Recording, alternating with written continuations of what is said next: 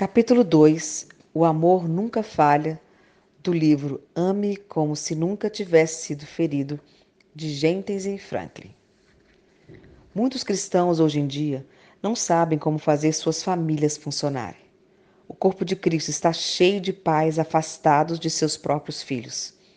Alguns deles nunca nem viram seus netos. Algumas pessoas há anos não pegam o telefone para falar com seus entes queridos por causa de pequenas intrigas. Alguns cristãos descartaram membros da família só porque eles escolheram viver de acordo com um padrão diferente. Algo não está certo nisso. Nós simplesmente não sabemos amar. Conseguimos amar quando concordamos um com o outro. Nós conseguimos amar quando compartilhamos os mesmos pontos de vista. Nós conseguimos amar quando partilhamos o mesmo estilo de vida. Conseguimos até mesmo amar estranhos ou aqueles que não nos conhecem bem. Mas com certeza é mais difícil amar aqueles que estão mais próximos de nós. Por quê? Porque eles podem nos machucar mais. Como cristãos, somos chamadas para viver de maneira diferente. Nós não amamos como o mundo ama, algo condicional, somente quando as expectativas são satisfeitas ou quando aparece adequado. Mas nós amamos do jeito de Deus. Na Bíblia, só existem dois assuntos que Deus acha importantes o suficiente para serem tratados em um capítulo inteiro. Primeiro é sobre a fé, Hebreus 11, e segundo, o amor, 1 Coríntios.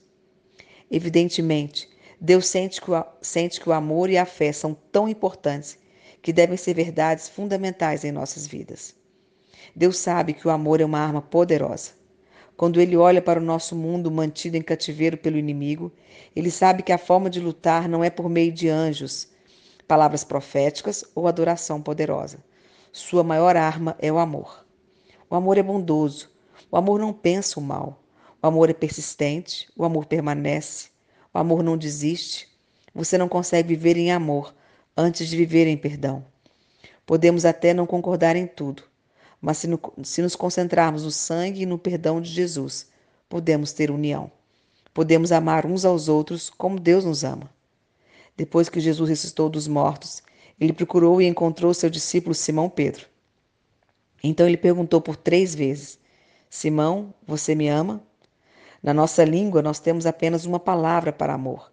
Na língua grega, no entanto, existem 3. Eros tem uma conotação sexual. Filéu diz: estou atraído por você, eu sinto algo por você. Mas o mais alto nível de amor é ágape, que é o amor divino. Quando Jesus perguntou a Simão: você me ágape? Ele estava perguntando: você tem o maior nível de amor por mim? Simão respondeu: eu te filéu, ou seja, eu sinto algo por você. Em outras palavras, ele não estava no mesmo nível do amor que Jesus pedia. Jesus lhe perguntou novamente: você me ágape? Você tem um amor divino por mim? Simão Pedro ficou um pouco irritado com Jesus e disse de volta: sim, Senhor, eu te filéu. A terceira vez é interessante.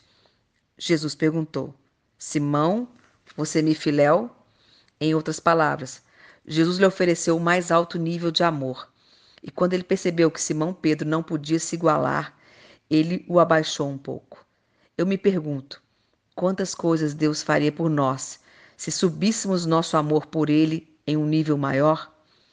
E se tivéssemos mais do que um relacionamento casual com Ele? E se entregássemos a Ele as rédeas dos nossos corações? Eu acredito que Deus está nos chamando para um novo nível de amor, um amor ágape. E o amor é a resposta para o lar desfeito. O amor é a resposta para o viciado. O amor é a resposta para relacionamentos quebrados. O amor é a resposta ao sermos feridos. O amor é a resposta para o coração partido. O amor é uma arma que pode romper a divisão e reconstruir o que foi quebrado. O que está acontecendo em sua vida agora que testa a maneira em que você ama? Você acabou de descobrir que seu cônjuge lhe traiu? Você quer se reconectar com a filha com quem você não fala há meses? Seu filho acabou de lhe dizer que a namorada dele está grávida? O seu adolescente está sofrendo de um vício que está sobrecarregando não apenas a vida dele, mas de todas as pessoas da sua família? Sua filha adulta declarou que é lésbica e rompeu com toda essa coisa de Deus? Diferentes dinâmicas e complexidades caracterizam cada uma dessas situações, mas elas são reais, difíceis e machucam. Eu me pergunto o que aconteceria se decidíssemos, com a ajuda de Deus e em sua força, que nós vamos amar como se nunca tivéssemos sido feridos. Em vez de reter o afeto, ficar amargurado ou buscar a vingança, nós simplesmente amamos. A Bíblia nos dá muitos exemplos de pessoas que preferiram o amor à mágoa. Essas pessoas sabiam que o amor nunca falha. Um desses exemplos é a história do jovem José. Pense nisso. José não foi abandonado por estranhos. Ele foi traído pela própria família. Sua própria carne e sangue o haviam vendido como lixo imundo e inútil. Talvez você conheça bem a dor do ódio ou do ressentimento. Talvez um amigo próximo tenha abandonado você porque estava com ciúme, em vez de encorajar e acreditar em você. Essa pessoa simplesmente se afastou. Eu quero lembrar-lhe que quando o mundo de José virou de cabeça para baixo, quando toda a esperança parecia secar, ele se manteve firme. José teve escolhas.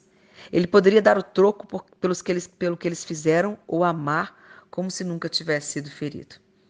Já foi dito que a profundidade da sua dor determina a intensidade da sua resposta.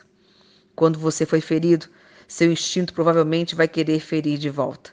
Já esteve em uma situação em que você tinha o poder de dar o troco a alguém? Talvez sim, talvez não. Pense no que você teria feito na situação de José. Por meio de uma série de reviravoltas, José finalmente revelou sua verdadeira identidade para seus irmãos. Em um momento poderoso, ele escolheu perdoá-los. Suas palavras para eles são precisas. Vocês planejaram mal contra mim, mas Deus o tornou em bem, para que hoje fosse preservada a vida de muitos. Gênesis capítulo 50, versículo 20. José não apenas se curou internamente, ele também curou e salvou toda a sua família. Davi teve um pai que nunca acreditou nele. O profeta Samuel chegou à casa para ungir o próximo rei de Israel. Sob a direção de Deus, Samuel disse ao pai de Davi, Jessé: traga todos os seus filhos, um deles será rei. O pai de Davi exibiu 7 deles diante de Samuel. Ele nem fez questão de colocar Davi nesta fila. Era como se Jessé tivesse dito: não precisa trazer Davi para cá, ele é um perdedor, ele é um fracasso, ele nunca será alguém. Você pode estar familiarizado com essas palavras. Talvez você até tenha ouvido isso de um de seus pais. A dor ainda permanece? Essa ferida afeta seus relacionamentos atuais? Davi poderia ter problemas com seu pai. Ele poderia ter usado a dor como alimento quando foi ferido mais tarde, incluindo sua amargurada esposa Mical, que zombou dele, e seu filho Absalão, que conspirou para matá-lo. É muita dor causada pelas pessoas que mais deveriam amar você. Embora Davi pudesse ter ficado com raiva ou com vontade de dar o troco, ele não o fez. A Bíblia nos diz que Davi era um homem segundo o coração de Deus. E ele continuou amando como se nunca tivesse sido ferido. Você tem que amar como se nunca tivesse sido ferido. Você tem que se recusar a ficar amargurado. Você tem que se recusar a ficar com raiva. Você tem que se recusar a dar o troco. Quando você ama assim, Deus usará até o pior que foi feito contra você para a sua glória. Jesus foi traído por um de seus próprios discípulos. Ele foi abandonado pelos outros. Soldados romanos o espancaram. Eles o pregaram em uma cruz. Perfuraram seu lado com uma lança. Colocaram uma coroa de espinhos em sua cabeça. Eles pregaram a cruz e a jogaram no chão com uma pancada. O corpo de Jesus tremeu quando a dor veio sobre ele. E ele ergueu a voz e disse: Pai, perdoa-lhes, pois não sabem o que estão fazendo. Lucas 23, 34. Jesus amou como se nunca tivesse sido ferido. Ele nos ama assim também. Ele nos ama como se nós nunca tivéssemos errado. Ele nos ama como se nós nunca tivéssemos mentido para Ele, ou que se nós nunca tivéssemos feito o que dissemos que nunca faríamos de novo. O amor de Cristo não foi limitado, ele foi extravagante. Ao imitar Jesus, podemos amar da mesma maneira, mesmo quando estamos feridos. Em algum lugar da sua cidade está um jovem que acabou de dizer à sua família cristã que é gay. Em algum lugar, uma jovem admitiu aos pais que é ateia. Em algum lugar, um adolescente acabou de ter problemas com a lei ou revelou a seus entes queridos sua batalha contra as drogas. Como pai, o que devemos fazer nas situações? Punir nossos filhos? Parar de falar com eles? Afastá-los? Desistir deles? É isso que devemos fazer, amá-los como se nunca eles tivessem nos ferido. Comer com eles, ligar para eles, mandar e-mails, mensagens, estender a mão, fazer-se presente em suas vidas. Dizer a eles: quero ter um relacionamento com você, independente do que aconteceu, porque eu o amo. Quando você ama alguém, não tem erro. Quando você ama alguém, esse amor vai chegar até essa pessoa. Às vezes pensamos que estamos fazendo uma coisa boa quando nos recusamos a ter qualquer contato com nossos entes queridos que não estejam de acordo com o nosso padrão. Isso não é verdade. Deus nos chamou para nos amar sempre, independente da ferida. Se você foi ferido por alguém, se você foi traído, abusado, abandonado, difamado, seja o que for, chega um momento em que você tem que se livrar da dor dessa situação e dizer basta. Permanecer amargurado, revivendo a memória ou abrigando a dor não leva a lugar nenhum. É contraprodutivo. Você tem que escolher parar o ciclo. É hora de deixar Deus fazer um trabalho poderoso dentro de você. Jesus recebeu feridas mortais no Calvário, mas 3 dias depois ele ressuscitou dos mortos. E quando suas feridas mortais foram curadas, uma igreja nasceu e o mundo foi transformado. Eu acredito que muitas de nós passamos pela tentação de querer esconder nossas lutas. Nós passamos por situações, mas não queremos que ninguém saiba delas. Em vez disso, colocamos uma máscara. Nós fingimos um sorriso, dizemos as coisas certas e escondemos a bagagem. Queremos que os que nos rodeiam pensem que temos a vida, o casamento e a família perfeitos. Nós preferimos fingir que somos tão espirituais que somos imunes à crise. Eu sei o que é querer esconder as coisas ruins e ignorar as realidades de uma família em conflito. Eu seria um tolo se dissesse a você que nunca tive problemas no casamento ou na família. Mas Deus quer curar você de suas feridas. Primeiro você tem que permitir que Ele faça isso. E antes de permitir, você tem que admitir sua imperfeição. Agora, você não precisa contar para todo mundo do Facebook ou do Instagram. Você não precisa contar os detalhes da sua luta, mas é importante entregá-la primeiro a Deus. Peça para Ele que lhe transforme, cure e liberte da sua amargura, raiva, medo, depressão ou desesperança. Feche os olhos e respire fundo. Você ouvirá Jesus sussurrar: venham a mim, todos que estão cansados e sobrecarregados, e eu lhes darei descanso. Mateus 11, 28. Eu não estou dizendo que vai ser fácil. Às vezes é um processo longo. Como cristãos, queremos o instantâneo. Somos a geração micro-ondas que anseia soluções para problemas em 30 segundos. Mas Deus certamente realiza uma liberação instantânea. Em alguns casos. Essa não é uma exceção. Não é a regra. Então ore e continue orando. Acredite e continue acreditando. Perdoe e continue a perdoar. Fale com um terapeuta se quiser, isso pode lhe ajudar. Passe por um programa na sua igreja, leia livros, obtenha a sabedoria de um conselheiro temente a Deus. Faça o que for preciso para curar a sua ferida. Ah, aqui está algo sobre feridas. Elas podem ser curadas, mas deixam algo para trás. Cicatrizes. Quando Jesus apareceu aos seus discípulos depois da ressurreição, ele mostrou suas cicatrizes por 2 vezes. Parece que ele teve a intenção de demonstrá-las.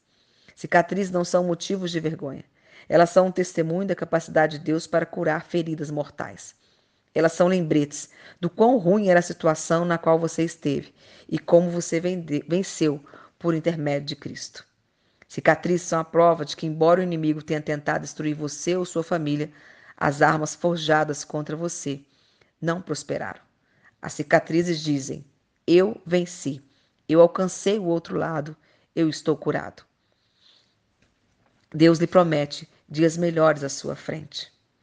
Amar como se nunca tivesse sido ferido não é algo que podemos fazer com as nossas próprias forças. Precisamos da graça de Deus nos ajudando a fazer aquele telefonema ou enviar aquele texto. Precisamos da graça de Deus para dizer ao filho rebelde com quem não falamos por meses: eu quero comer com você, eu quero passar tempo com você, eu quero me reconectar com você. Precisamos da graça de Deus para superar uma crise no nosso casamento e estarmos dispostos a tentar novamente. Eu não estou prometendo a você um caminho fácil, mas prometo que Deus pode capacitá-la a amar os outros de modo devido. Ele ajudará você a parar de lutar e começar a falar. Ele ajudará você a parar de gritar e começar a alcançar. Ele vai reconciliar seus relacionamentos. Ele tornará a sua família inteira novamente. Deus começará pouco a pouco a libertá-la do passado, se você quiser alcançar um novo dia. Mas é preciso muito amor e perdão para manter uma família unida. O amor nunca falha. Continue perdoando, continue amando, continue avançando. Uma vida frutífera não é um acidente. É um resultado de escolhas corretas. Escolha amar como se não fosse ferida. Se você escolher perdoar, o perdão pode reescrever o seu futuro. Pois o amor nunca falha. Palavra tremenda de Deus para nós. O amor nunca falha. Que o Senhor continue falando no seu coração. Um beijo grande. Tchau, tchau.